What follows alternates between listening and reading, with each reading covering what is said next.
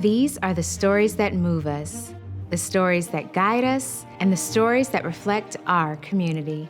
Filmed in our neighborhoods and local haunts by those who call the city home. These filmmakers are creating stories that show the life of our city in only a way we could imagine. These are the stories that we tell. This is Atlanta on Film.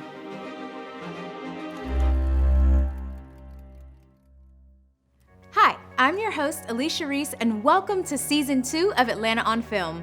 This is a weekly series featuring a collection of films from independent filmmakers across the Atlanta film community.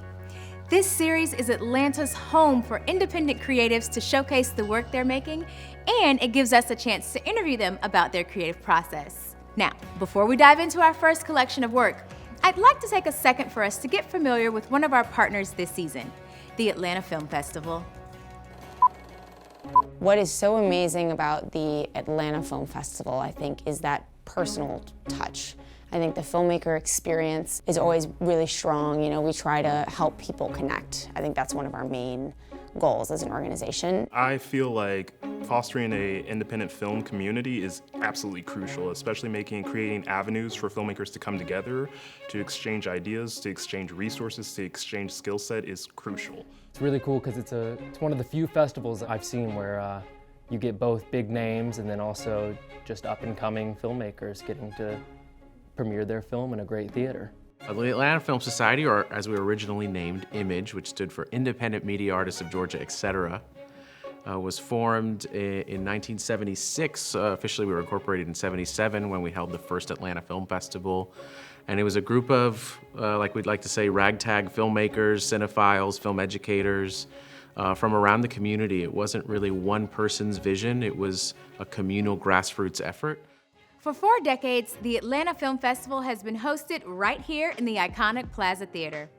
This is the festival's home base, but they also host events around Atlanta at places like the historic Oakland Cemetery, the Illuminarium, and the Terra Theater. The Atlanta Film Society was ultimately formed, or IMAGE was ultimately formed, because these different people from across our film community felt that 2 things were necessary. For one, we needed an organization that could put together a festival, an annual festival, where local work could be showcased alongside some of the greatest work they could curate from around the country or around the world. The second thing is they also wanted to work throughout the year to help local filmmakers have access to either equipment or expertise, whatever kind of support they could offer to help them not only become better artists, but also to become professionals and to take their artistry, turn it into a livelihood. The Atlanta Film Festival's mission is to support the movie and image and the art of filmmaking through education, outreach, and screenings. So we do about anywhere from 30 to 40 educational programs throughout the year, and it's for anybody from any range and from any kind of demographic. So that it may be somebody who's entry level, they have 0 experience in the film and entertainment industry, somebody who has little experience but they're trying to hone it a little more, and somebody who's been doing it for a while but they want to get to that master level. Film is an art form that only exists because of all the art forms essentially put together. I mean, you've got the disciplines and the expertise from photography and theater and dance and music and painting, and you have all the art forms, literally. You add them all together, if this was an equation, equals film. That's what it is. Being one of only 24 Academy Award qualifying festivals in the U.S., the Atlanta Film Festival is the area's preeminent celebration of cinema. So when we say Academy Award qualifying, that means that the Academy of Motion Picture Arts and Sciences, the people who produce the Oscars, have earmarked the Atlanta Film Festival as a kind of feeder for their nomination process. So if a short film in a narrative short, or live action as the Oscar calls it, or animated short film, or a documentary short film comes through the festival selected by my team, and then wins a jury award, that film's team is now qualified to apply to become longlisted for the Oscars. So it's a multi-stage process, but we're qualifying in all 3, and that's a really pretty elite group of festivals. We're also the first festival in the world to offer a pathway for a feature film to qualify for an Oscar through the award and getting a theatrical run as a result of winning that category. I think hopefully down the road and in the future, the Atlanta Film Festival will first and foremost make a bigger impact on the artists whose work are featured in the festival. It's truly a one-of-a-kind film festival, and WABE has partnered with them to showcase some of the finest work from Atlanta-based filmmakers who are well on their way to lighting up silver screens worldwide. We try to be as generalist as we can as a festival. We're the Atlanta Film Festival, so our theme is kind of Atlanta and what we think an audience in Atlanta will like and what they'll benefit from seeing. And that also means representing the sort of diversity, the vibrancy of the city and the people of the city. If we're an organization about storytelling and storytellers and stories in general, we should probably be reflecting Atlanta's story. So what's Atlanta's story? What I realized is that it is a place of innovators, originators, and rebels. And that's why we've named awards in the spirit of Dr. King, in the spirit of Jimmy Carter, of Ted Turner, of Tyler Perry, of Pemberton, of all these people who are a part of Atlanta's story, who really do make it special and have inspired others to take on their own endeavors and do things that should not work, but do for some reason. What is still true is that we're still one of the most diverse film festivals in the country. We now, over 75 to sometimes upwards of 90% of what we play is directed by women, people of color, people from the LGBTQ community, or people from the American South. I think these days, the most important part about what we do is bringing people together around ideas that might challenge their preconceived notions, bringing people together to see the experience of people who maybe are different than they are and be able to see life a little bit through their eyes. I mean, the festival doesn't matter if it's not for the community that makes it and the community it helps continue and build. Hopefully it feels like a family reunion of a bunch of people you're not related to, right?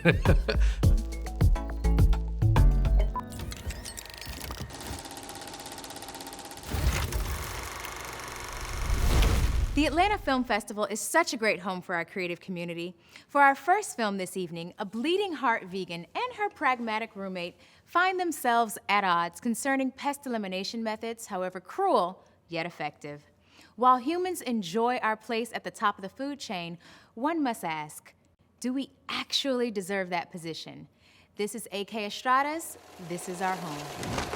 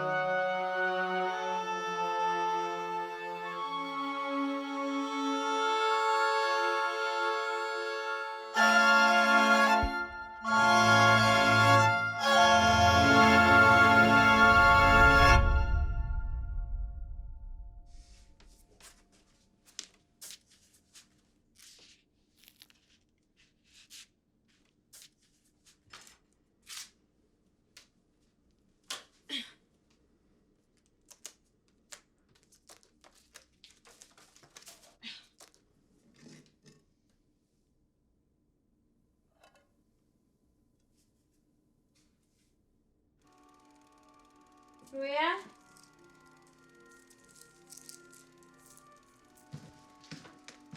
Hey, did you use my pen? For popcorn only. No bacon, I swear. Did you put butter in it? Gosh, it's not vegan, is it? I'm sorry. I was gonna clean it. Awesome. Gummy? No, thanks. They have gelatin in them. It's made from bones. Oh. Gummies were actually my comfort food when I was a kid. Just not anymore. Come on, just have one. I won't tell. No, that's, I was just thinking that maybe we should sweep in here. Yeah, totally. Yeah, it's my bad. Also, if you find any more of those glue traps, would you mind tossing them? I mean, I told the super live capture only, but he keeps leaving them around, so. The glue traps work better. We finally caught one last night. What? Why didn't you tell me? because you're more scared of them than I I'm am. not scared of the mice. I just don't want them to suffer. Was it still alive when you found it? Yeah. What did he do with it? Threw it out? I don't know. What else would he do? I don't know. Kill it mercifully. Wait. It's not funny. He's a super, not a samurai. God. I gotta go to work. Go to work and we can talk about this later, okay? I promise. Fine.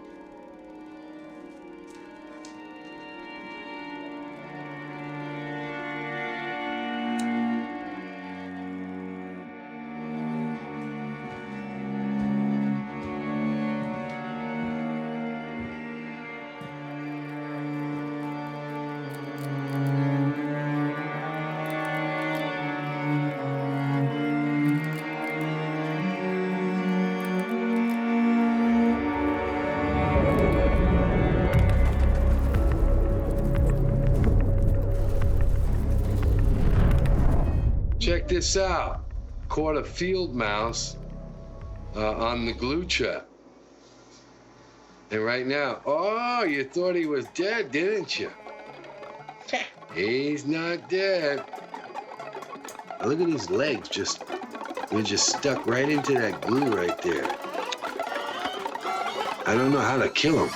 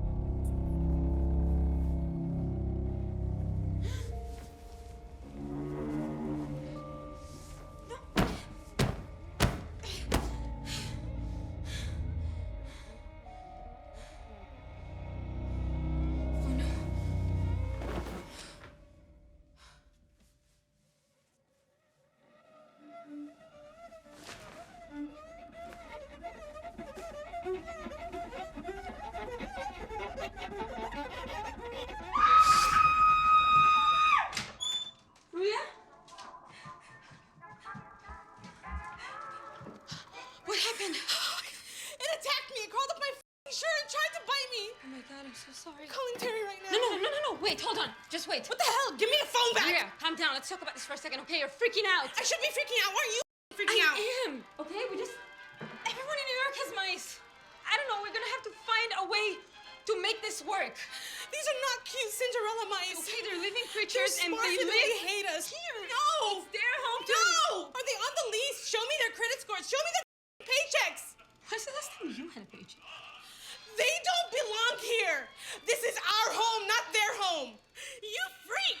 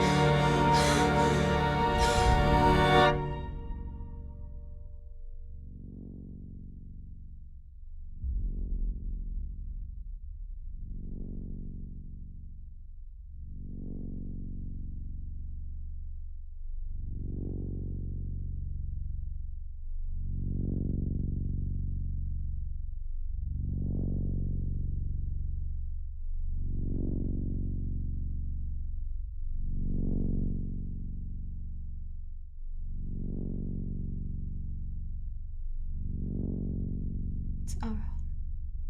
It's our home. It's our home. It's our home.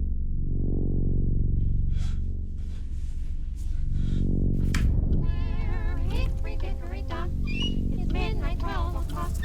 Your fun is done, you better run. Hickory dickory dock.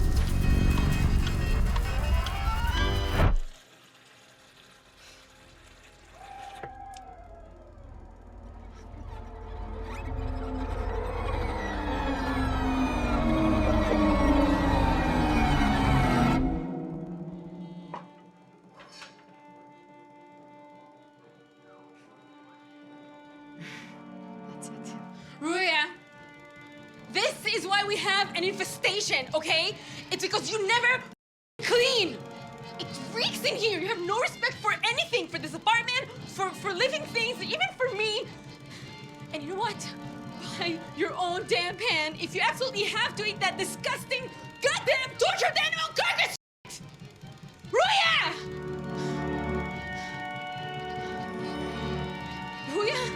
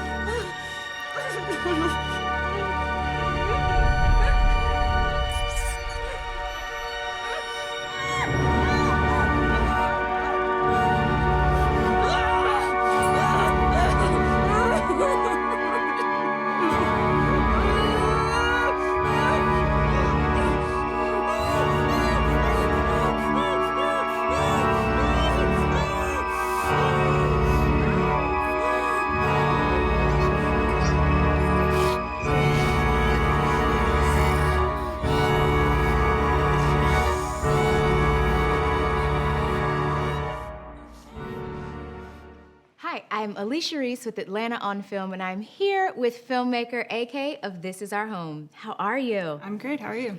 Listen, so good. I adored watching your film because it brought up so many points of note for me, just as humans that we experience. And so before we hop into all the good stuff, what was your role in the film and how did that play out? Every once in a while, you just get a concept in mind that feels like it really hits home. Yeah.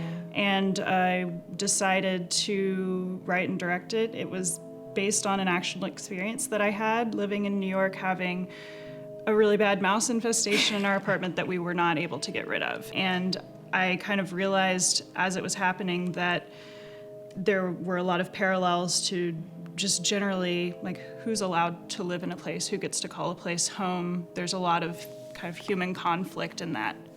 But in the short, I really just wanted to kind of stick to this idea of, especially when you live in a place that's really expensive and you have to have roommates, you can never really have a place of your own. And you also have to think about your roommates all of the time. It's like maybe you wouldn't do something to prevent pests from coming in, but you have to think of the health and the safety of your roommates. Yeah. I'm sorry. I was gonna clean it. Awesome. Gummy? And so No, thanks. I think in the short, I was just really feeling I was trying to kind of explore the guilt and the conundrum of being a person that cares about all creatures, including the ones that most people are disgusted by or think that they're worthless and just need to get away from them. So now you incorporated some archival footage in the film so that you could ensure that there were no animals harmed. So when you were doing that research, how did you decide on which pieces were going to best fit the narrative that you were trying to create for us? Well, I think kind of when I was making this, my idea was like, if I can just prevent somebody from using glue traps because I think they're insanely cruel, then I'll feel good about what I made. And then I came across this piece of footage and it was just so like gleefully mean. And I was just like, people should see that and just understand how wrong it is. And it's just, I can't really imagine being somebody that looks at a suffering creature and is laughing. I guess the disconnect that some people feel when they're watching suffering, and I wanted to make people uncomfortable. And I think it is very uncomfortable to watch. So then, would you say, or if you had to identify what one of your goals for the film would be or is, what would you say that is for you?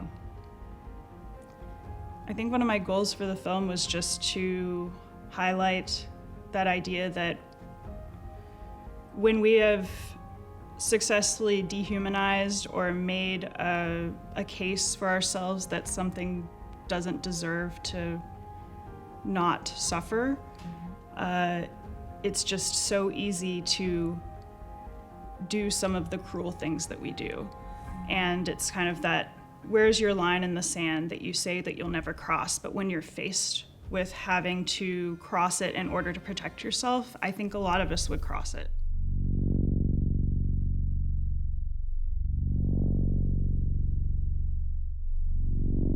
When you were piecing all the things together, I know you said there were a number of things you had to leave out because it's a short, so you had to focus somewhere.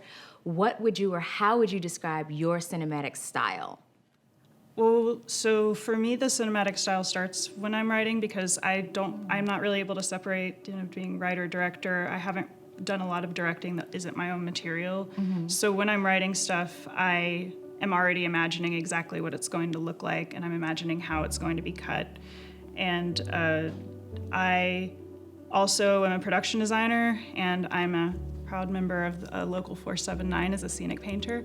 So all of my stuff tends to have a lot of production design going on, whether it's I find a location that looks really good already and just supplement it, or in the case of this, yes, we found this location that looked really cool, but I already knew I wanted it to have a lot of texture and a lot of color and just feel sort of frenetic and as though you just kind of can't escape all of the detail and everything going on, which is how it often feels when you live in a big, dense city. Yes. And your home is not a place of safety and calm and peace. Yeah. As much as I wanted it to feel more like realistic, like it's very small and cramped, you kind of just can't do that when you're shooting a film. You need space, you need to be able to move around. So yeah, we found this apartment that was already so weathered and beautiful and brought a lot of set dressing into it. We couldn't fit much up the stairs, it was so narrow.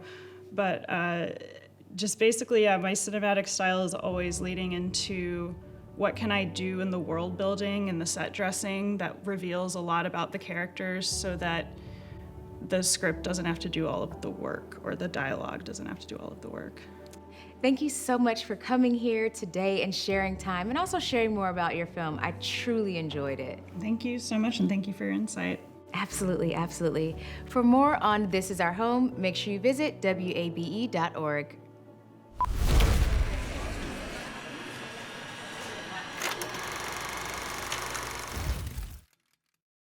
When you think of the cosmos, it's too big, but not big enough with its vast and innumerable possibilities, all while sitting in obscurity.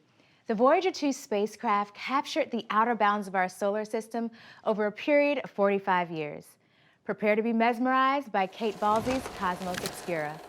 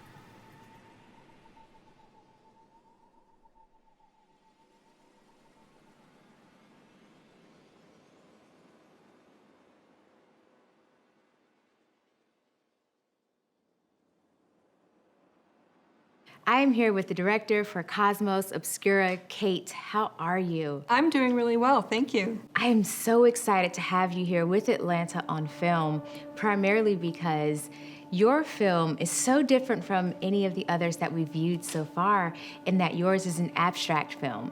And so the first thing that I wanted to know is what exactly does Cosmos Obscura mean? Oh, that's a good question. I think the title, Cosmos Obscura, basically references the fact that the universe is unknowable. You know, the universe is at once known and unknowable. There's still so many things about the universe that we don't understand, about how our universe works, even how our solar system works, that we just don't quite know.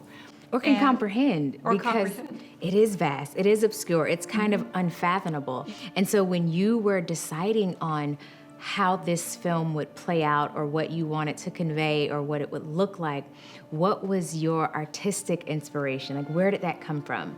Well, the story is that my colleague and my co-director, Irina Escalante-Chernova, she's a music professor at the institution where I teach film, Georgia Gwinnett College up in Lawrenceville.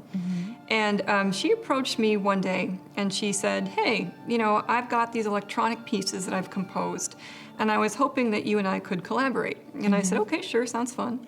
And I, you know, got my big old headphones on and I was listening to all the tracks that she had composed. And I was just dumbfounded.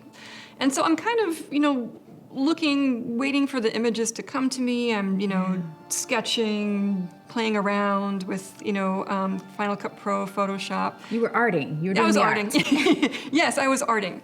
And I was kind of looking around the internet for, you know, pictures, videos that might be inspiring. And I came across somebody had assembled all of the pictures from the Voyager 2 spacecraft. And they had assembled them all in sequence into this really beautiful abstract animation. So I took that inspiration, you know, and as I said previously, I'm a science geek, and I was listening to Irina's music and I was seeing, well, how can I abstract this? You know, how can I take these abstract photographs of our known universe and make them into something more complex and more strange and more fitting to this soundtrack? You know, I already had an interest in space exploration. And so that's basically where the piece grew out of.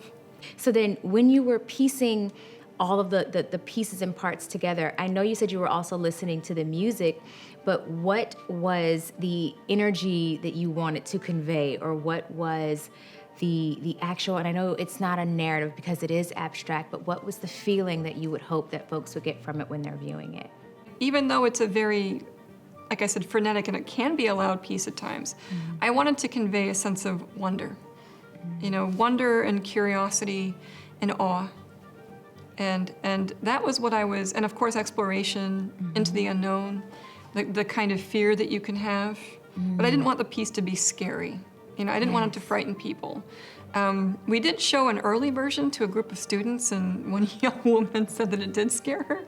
So I kind of felt like I had to tone it down a bit because that wasn't what I wanted to evoke. I love that. Thank you so much for taking the time to not only come in here and define the unfathomable with me. Try to. But I think we did a good job. I think we did a good job, even without knowing the maths. Okay. I think we did great. But no, thank you so much for sharing your vision, how you create, and also giving us the opportunity to come and play with you a little bit. Oh, thank you. You're most welcome. It was fun being here. I had a blast. Great. I want to make sure that you all join us for more at Atlanta on Film at WABE.org.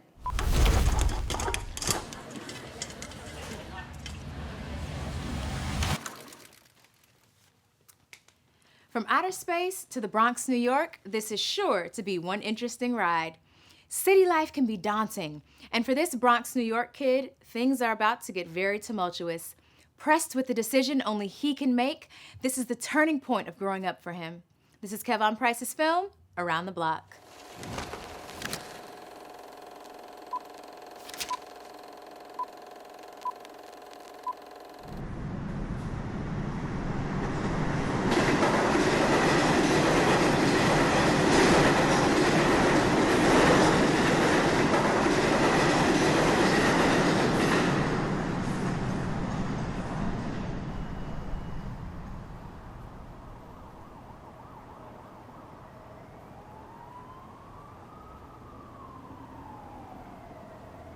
What time is it? 7:13. The train is late. Go ahead and start getting ready for school.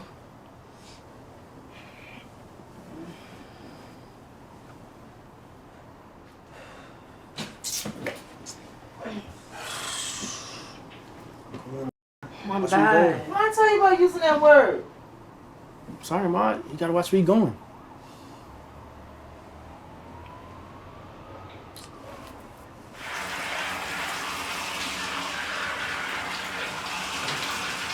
No hot water!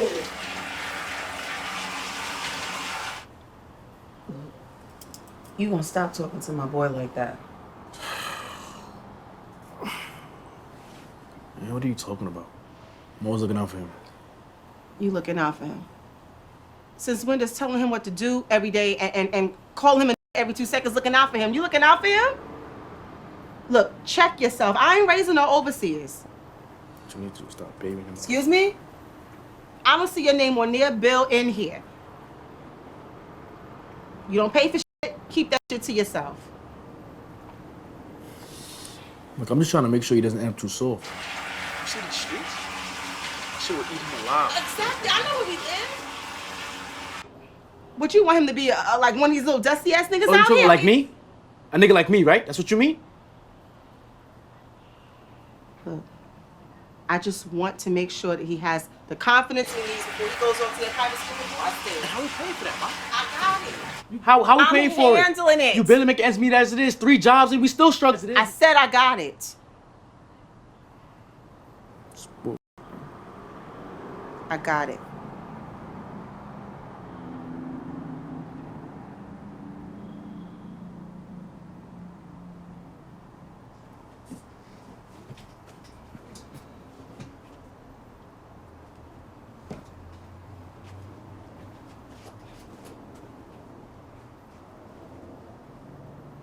There's a stain on that.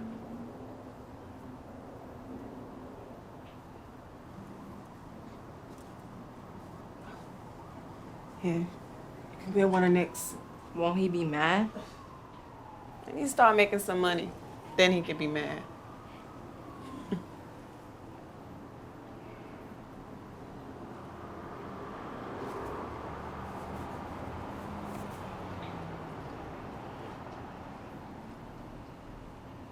See you later, Ma. And Ma, don't worry about Brooks. I'll make sure we can afford it. I don't even want you thinking about it. Just make sure you come straight home after school. I need you to be here to make sure they turn the hot water on, all right? You always wait till the last minute. I will. Love you. I love you too, baby.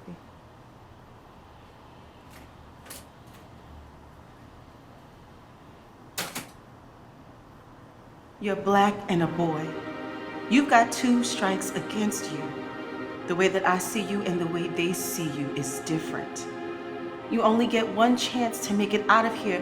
And look, this private school is your ticket out. God will make a way.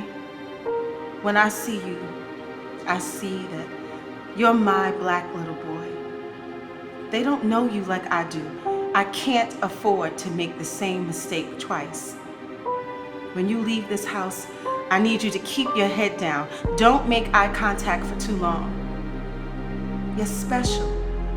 And I don't need those little boys on the block knowing that so they can try to take from you. So promise this.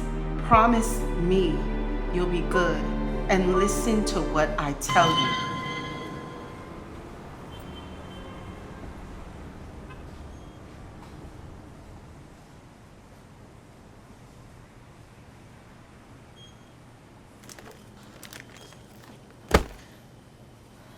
Josh, what the hell? Bro, what do you have to be afraid about?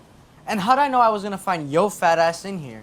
You were supposed to be at my crib 15 minutes ago. I was just running late. My bad. So what you trying to do? You come in or not?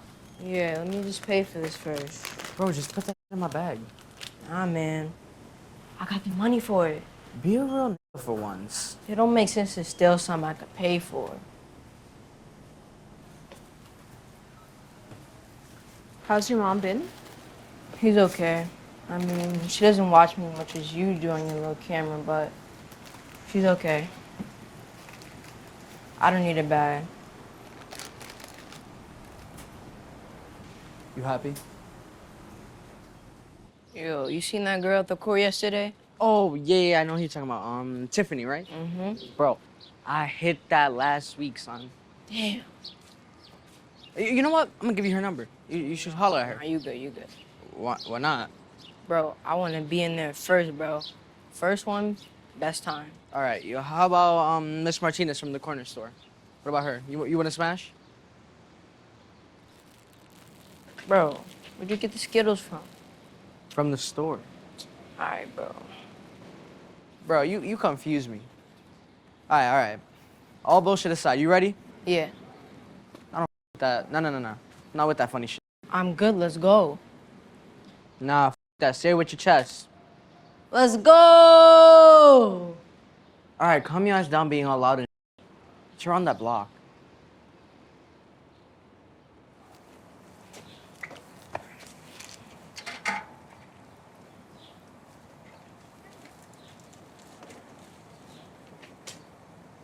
Come on, let's go.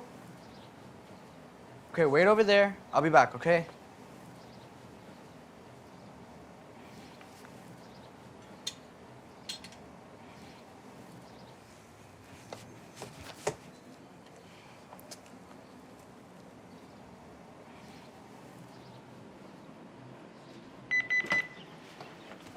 Yo! Come on, hurry up. Alright, so I'm gonna take upstairs. You can clear it down here, okay? Move quick. Cool.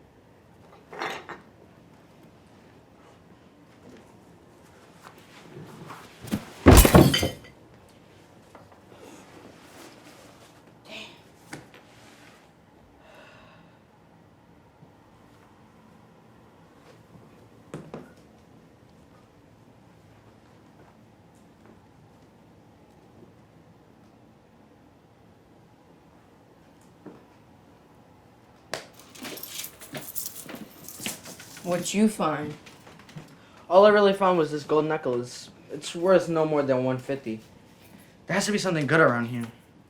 What made you choose this house? Well, I've been watching them for a little minute, and I just knew they wouldn't be home. Besides, do you not see all the nice shit in here? I mean, like, come on. Yeah, but there's nothing worth taking. Everything is either too big or is a little come up. What time do they come home? Why are you asking mad questions? Just know we gotta hurry up. Where's your bag at? I left it downstairs. Let me just use your bag for now. Out of all the times you choose to be unprepared, you choose right here, right now.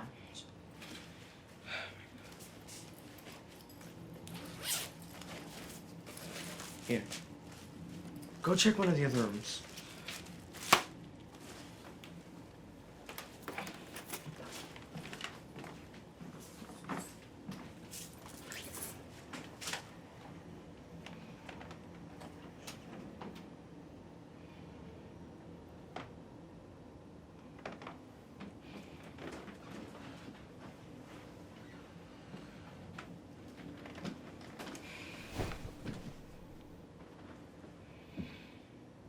Yo, you gotta do what you gotta do, my nigga. For real. Anything to make it. I'm not trying to be in the Bronx forever, man. Gotta move up. I see us in Harlem. Under them brownstones, you know what I'm talking about. Bitches coming through. You got your little girl or whatever. You know. You're living our best kind of life, man. But I see something in you that I ain't never seen before. Seriously. Protect that shit. Yo, keep all these niggas guessing. Don't let them box you in. You break through. Show them you more. Surprise them every single time, man.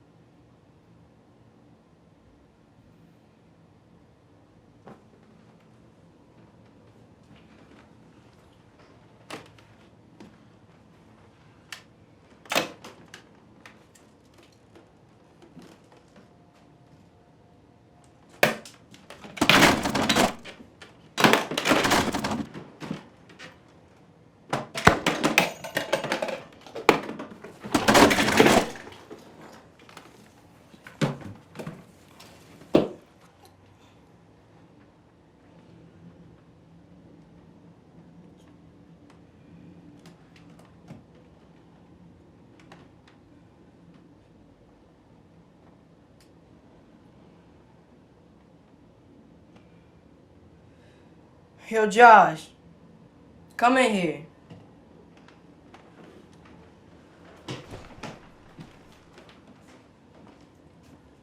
Did you know this was in here?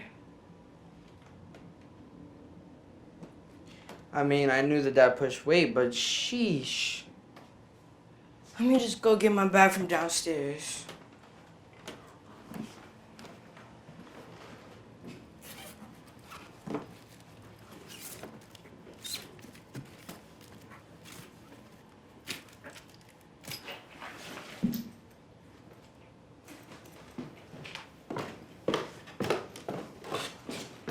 Bro, where are you going?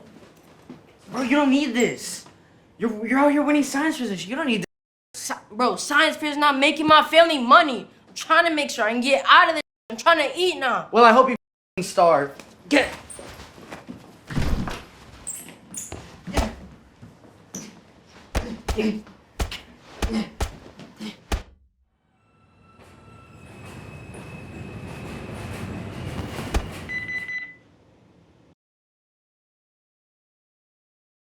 Still developing at the moment, 2 unidentified teenage boys were found in this Bronx home after what investigators are calling a frightening home invasion. Neighbors came flooding out of their homes once they heard shots were fired. One suspect has been admitted to Montefiore Medical Center and is in critical condition, and the other was pronounced dead at the scene of the crime. Probably deserved it. Local police and investigators are working to clarify specifics in this usually quiet neighborhood. Officers arrived at the scene minutes after receiving a call from the homeowner stating that upon arriving to his home, he noticed that his front door was unlocked, saw one of the suspects, and opened fire once a threat was posed. He states that he was protecting his property and doesn't see the reason why his home was targeted. He's thankful that all of his children were at school and his wife was at work as this treacherous incident took place. As we get updates from the scene of the crime, we'll be sure to inform the public as soon as possible. This is Micah Rivers reporting live, Channel 2 Live Action News.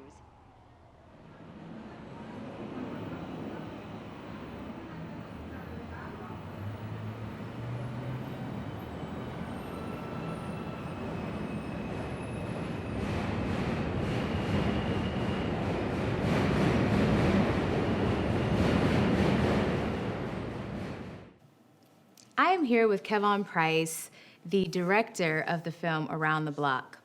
Now, this particular film, and we've had quite a few that were heartbreaking, but this one hurt me the most. Oh, really?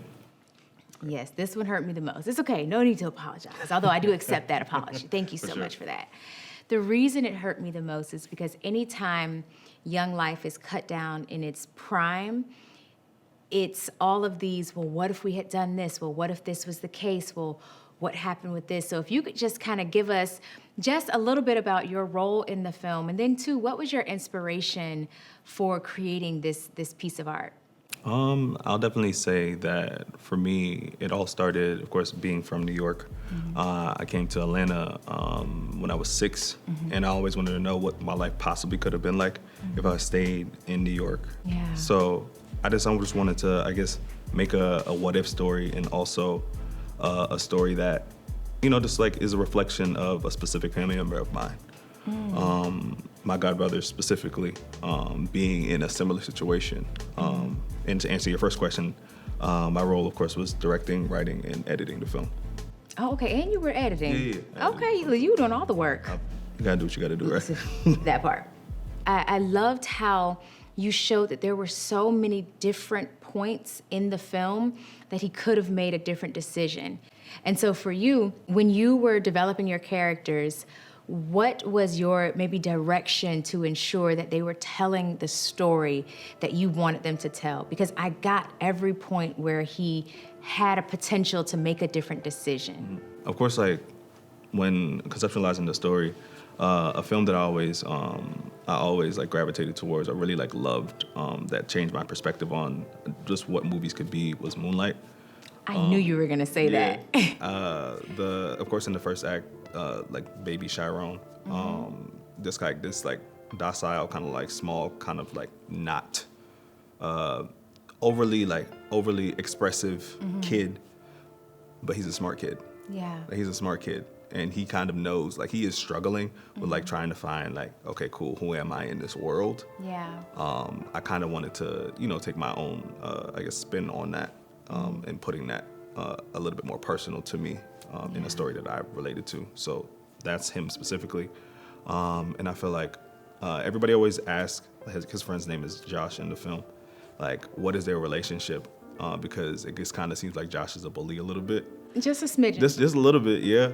But I feel like, you know, when you have a friend that's probably like a year or two older than you, especially like young boys, like, that's how you guys talk to each other. Like, it's always gonna be just jokes, or just like, oh, I'm gonna always just pick on you just because, like, we're just cool. So that's just their dynamic.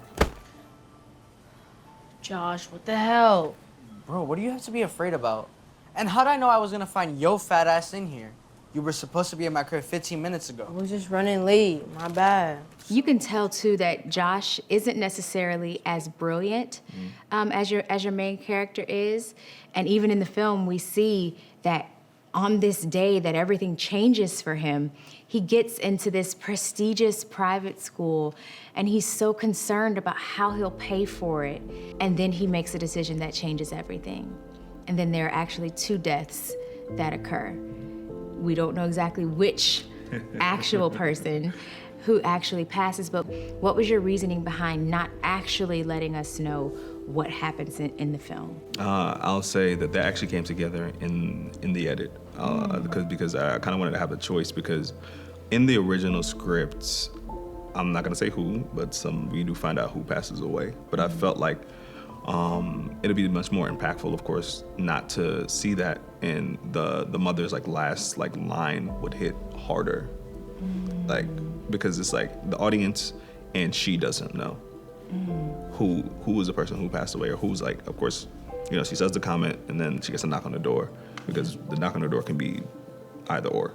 Yeah. So I just felt like that came together in the edit, like. So you decided to leave the cliffhanger to make folks like me suffer, who Basically, really need to know. Yeah, I mean, but it goes into like I said, it's all perspective. It's the what if, the perspective. I love that, especially with the now how do we move forward piece. Thank you so much for having this conversation with me.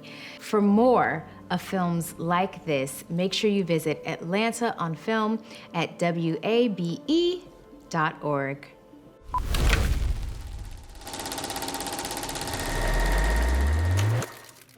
Tonight, we've watched some really good films. Make sure you join us next week as we discuss the reproductive process, view a visual portrait of a family that explores separation from our loved ones, and dissect the Black experience in America.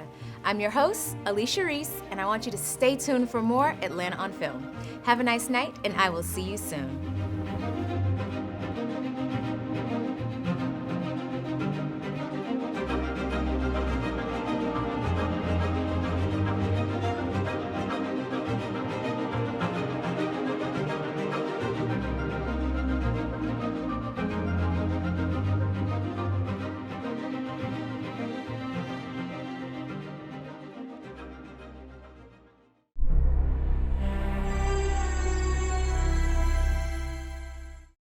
WABE.